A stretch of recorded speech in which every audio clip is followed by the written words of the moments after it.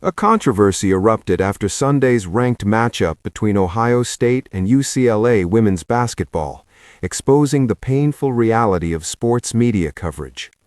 UCLA head coach Cori Close voiced her frustration that the only double-ranked women's basketball game in the country that day had essentially no media presence, and her comments sparked a fierce debate about who deserves blame. The backstory reveals the complexity. One credentialed writer attended the game covering Ohio State's beat, having made the trip for the 74th time in 4 years. Two other regular media members were absent because their outlets sent them to Texas for the football playoff game between Ohio State and Miami. College sports media operates with razor-thin resources, forcing impossible choices about which events receive coverage. Close's frustration centered on the complete absence of UCLA's specific media. Only one Bruins outlet, the Orange County Register, logged into the virtual press conference after the game. No Associated Press, no ESPN, no CBS Sports, no national aggregators. For a top 20 matchup featuring the fourth-ranked team in the country, the media turnout was embarrassingly sparse. Here's where the situation gets complicated.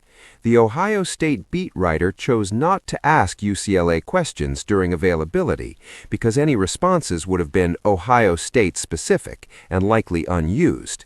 The writer didn't want to waste the team's time with questions that wouldn't serve readers. But that decision contributed to UCLA having zero in-person media interaction.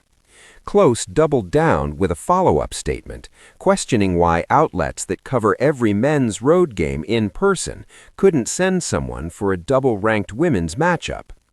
Her point is valid and cuts deep. The disparity in coverage between men's and women's sports remains staggering, even as women's basketball viewership and interest have exploded in recent years.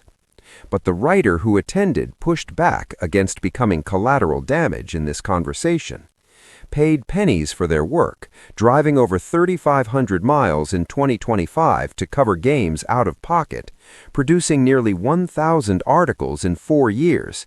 This is someone who shows up consistently when most outlets ignore women's basketball entirely.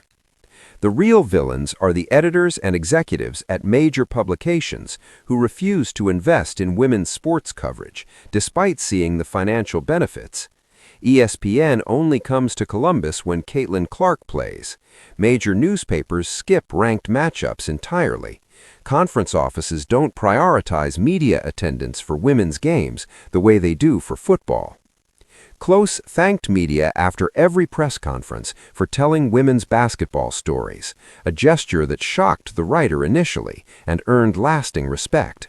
But her frustration boiled over into comments that stung those already stretched impossibly thin, trying to provide coverage nobody else will.